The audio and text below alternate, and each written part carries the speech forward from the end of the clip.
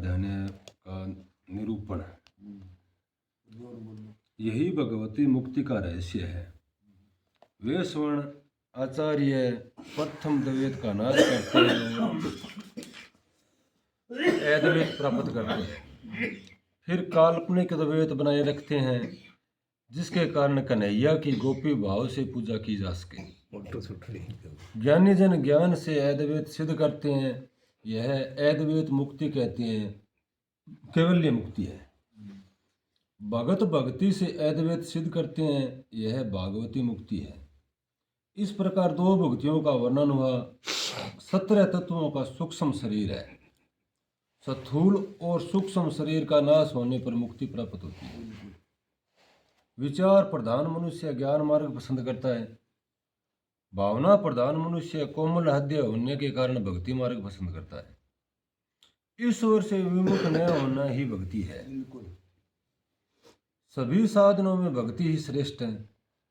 भक्ति शून्य पुरुषों के सभी साधन निष्फल ही रहते हैं। भक्ति शून्य पुरुषों के सब साधन निष्फल, यानी जगह मैंने भक्ति नामी कोई चीज को नहीं, वो सारो कार्य ही सत्यानाश है। जीव और ईश्वर का मिलन कराने का साधन है कथा।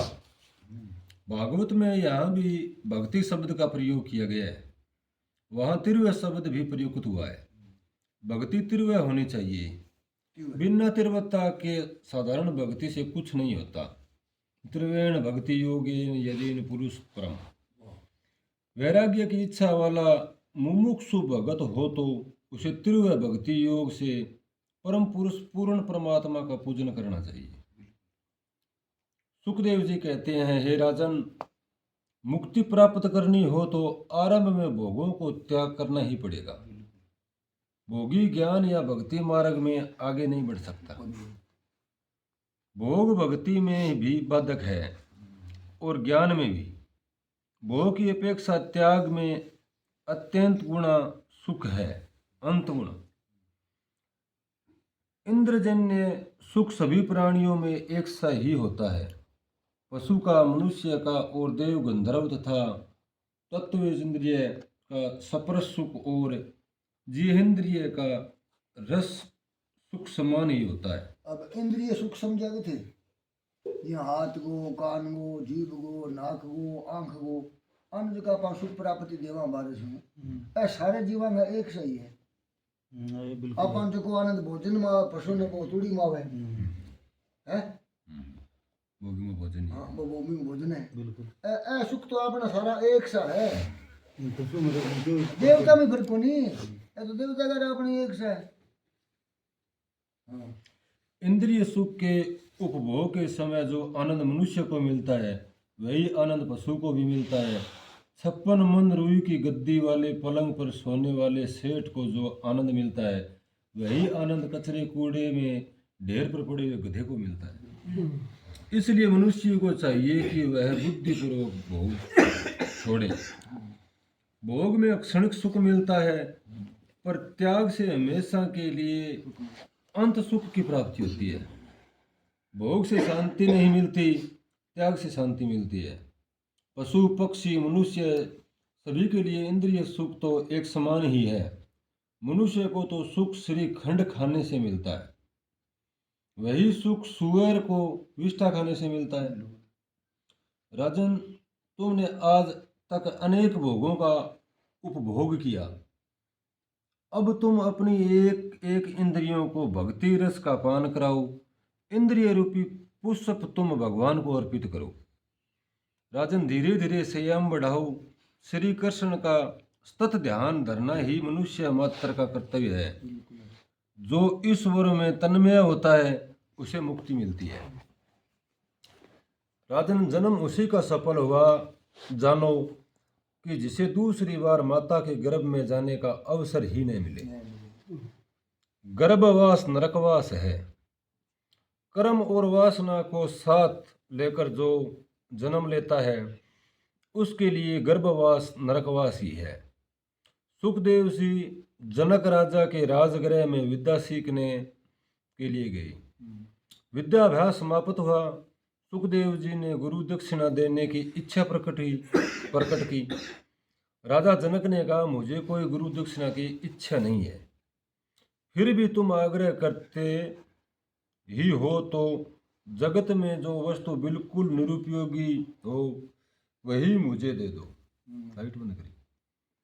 जनक राजा ने निरुपयोगी वस्तु मांगी तो सुखदेव जी उसकी खोज में निकल पड़े।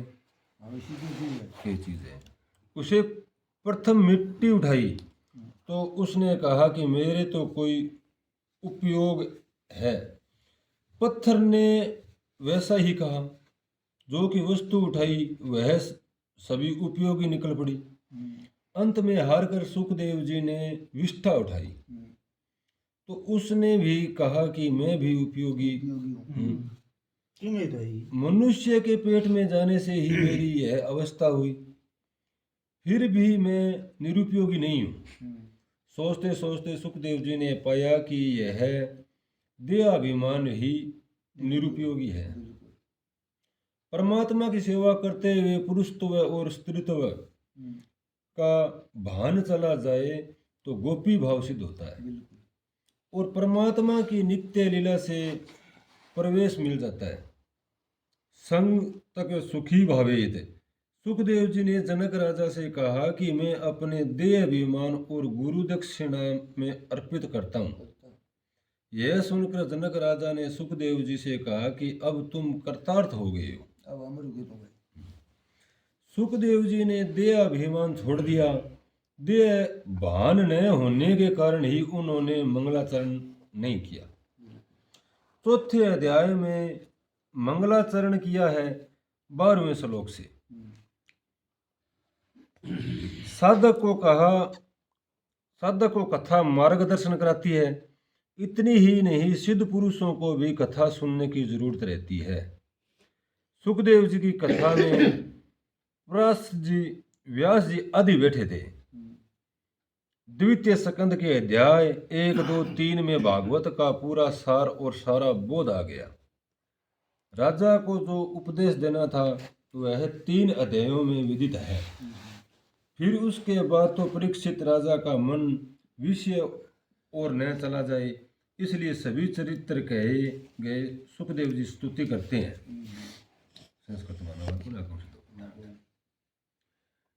जो महान भगत वत्सल है और हठपूर्वक भक्तिहीन साधना वाले मनुष्य जिसकी छाया का भी स्पर्श नहीं कर सकते, जिसके समान किसी का भी ऐश्वर्य नहीं, तो फिर अधिक तो कैसे हो सकेगा।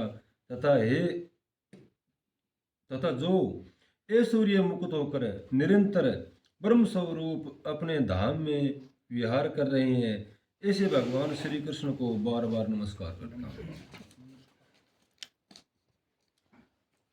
प्रेम में पक्षपात हो ही जाता है। सुखदेव जी राधा कृष्ण को 2 बार नमस्कार करते हैं, क्योंकि राधा जी श्री सुखदेव जी के गुरु हैं। राधा जी ने सुखदेव जी का ब्रह्मा संबंध करवा दिया। इस श्लोक से राधसा शब्द का अर्थ कुछ महात्मा राधिका जी भी करते हैं। सुखदेव जी पुनर्जन्म में तोता थे। वो रात दिन हरे भरे निकुंज में राधा का नाम सत्य रटते रहते थे। सुखदेव जी श्री राधा जी के शिष्य हैं। यही कारण है कि भागवत में राधा जी के नाम का उल्लेख नहीं है। गुरु का प्रकट रूप के नाम लेना शास्त्र निषेध है। भगवत के टीकाकार श्रीधर स्वामी इन 5 वस्तुओं को नित्य मानते हैं। भगवान का स्वरूप, भगवान की लीला, भगवान का धाम, भगवान के काम और परिकर। अब यार एक दाई में सुनाऊंगा, एक रात की सुना। बहुत बहुत धन्यवाद।